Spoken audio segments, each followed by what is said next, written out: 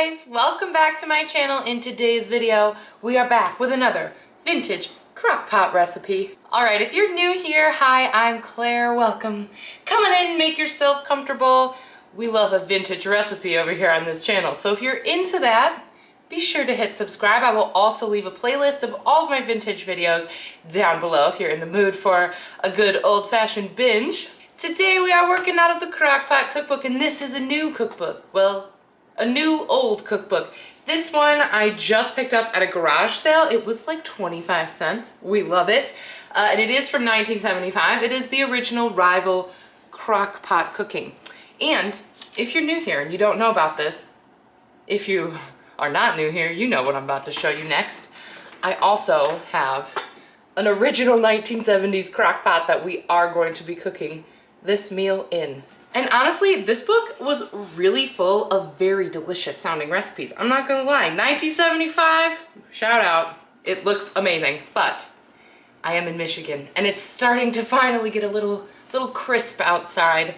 This is soup weather, baby. So I found us a soup recipe we're going to try today. If you have this cookbook, we are working from page 118.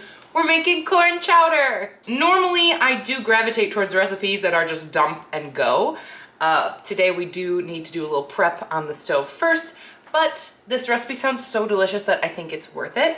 And perfect for me today because it's my son's birthday. Well, it was a few days ago, but we're having the party tomorrow. I need to get the house clean. I don't want to like dirty a bunch of dishes. I want to have dinner already sorted, ready to go as everybody starts coming home from school and work, and we've got extracurriculars tonight and all of that.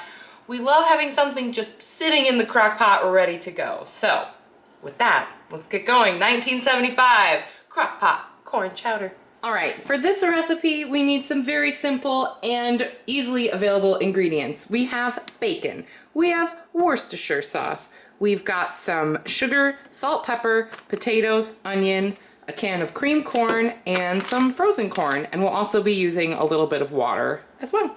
Now this recipe does have a little bit of prep. We need half a cup of chopped onion, so we're gonna chop that up. We also need 2 cups of peeled diced potatoes. I've selected russets. It doesn't really specify, but that's usually what I cook with. So I've got those, we have to peel those. And we also need 6 strips of bacon, and we need to chop up the bacon. So I'm gonna go ahead and get all of our chopping and dicing out of the way first.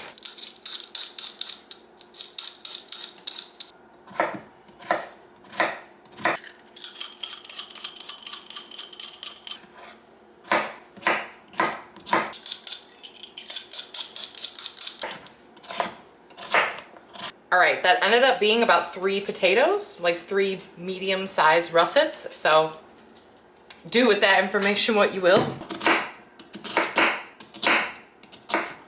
All right, half a cup of onion. All right, now for our bacon, we need 6 slices.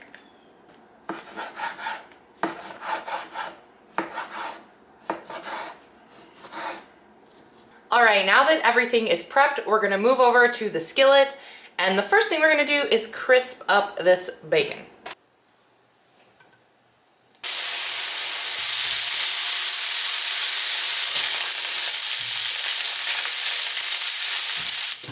All right, our bacon is indeed crispy. So we're gonna take it out of the pan, but we are going to leave the grease in there because that's what's gonna make our soup taste good. We're going to cook the other things in the bacon grease. Now we're going to add our potatoes and our onions. And we're just going to saute these for about 5 minutes. We just want them to be a little toasted, and we want to soak up all of that fabulous bacony flavor. All right, it's been 5 minutes. These are toasted just enough. Time to put our soup together.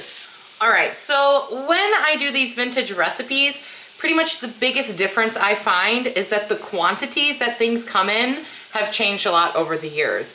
A lot of times the packaging gets smaller. In this case, it's gotten larger because the recipe calls for 2 bags of frozen corn, 2 10-ounce bags. And at Aldi, they come in 12-ounce bags.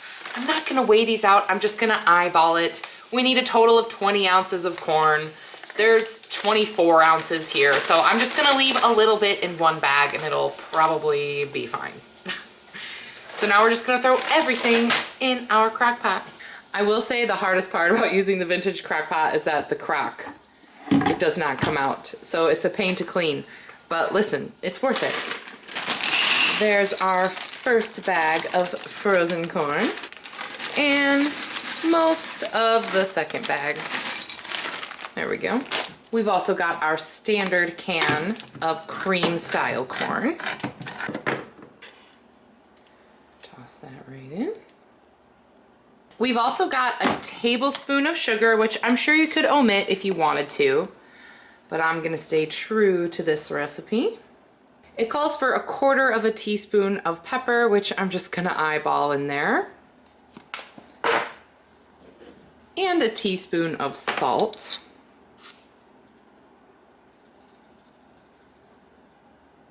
Which isn't a lot, but the bacon will be salty as well, so I'm not too worried about it. We also have our Worcestershire sauce. We need 1 teaspoon of that.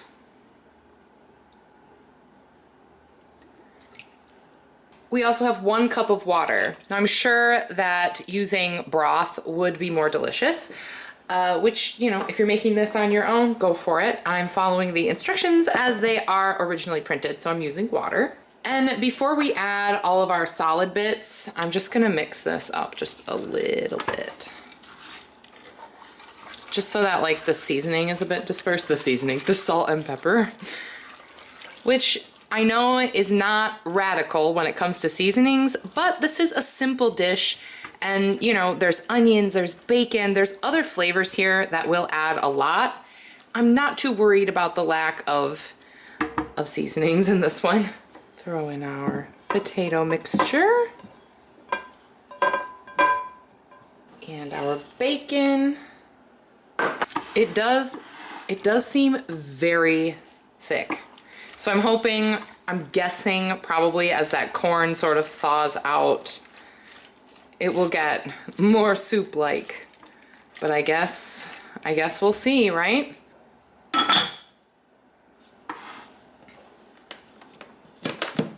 Plug it in. Let's turn it to low. Okay, so our instructions say to cook this on low for 4 to 7 hours, which is a very large time frame.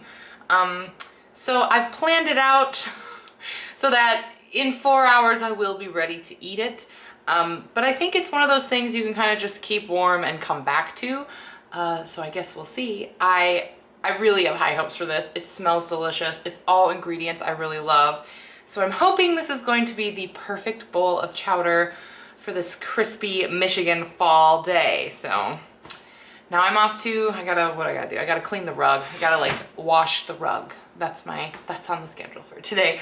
But at least food, check. Dinner-ish, check. We did it. I gotta clean this up too, but that won't take that long. Anyway, see you when it's done. All right, you guys, it's been 5 hours. My kitchen smells amazing. I'm super hungry. I'm ready to eat a bowl of this chowder. I mean, it looks like chowder. All right, so our potatoes are super soft. Some of them have even just sort of like, I don't want to say disintegrated, but really, you know, turned into the more soupy side of things. The potatoes are really used to thicken this up, but generally not super liquidy here, okay? It's mostly solid corn. All right, I am gonna add just a little bit of pepper. I also think like maybe any type of fresh herb on top would be good, maybe like chives or chopped parsley, but I am going to follow the recipe, so I'm going to enjoy it just like this.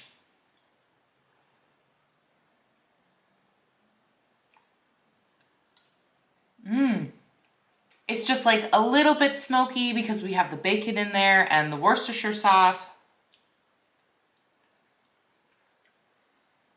The potatoes are super good, super tender.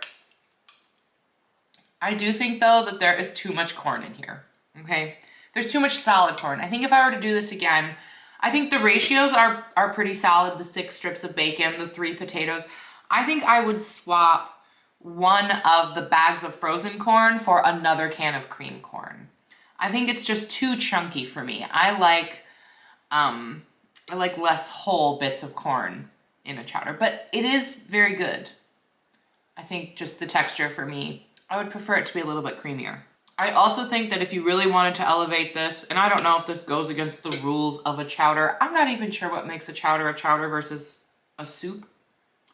But I think a little heavy whipping cream, just put a little bit in there. That would also really elevate this dish. But, I mean, the ingredients that we used were really affordable and like really easily available. And this will fill your belly. And it's nice and warm. It's cold outside. I've been cleaning all day. My rug looks great, you guys. I cleaned it today. And honestly, this is exactly what I need to keep going because I'm not done cleaning. All right, you guys, that's it for this video.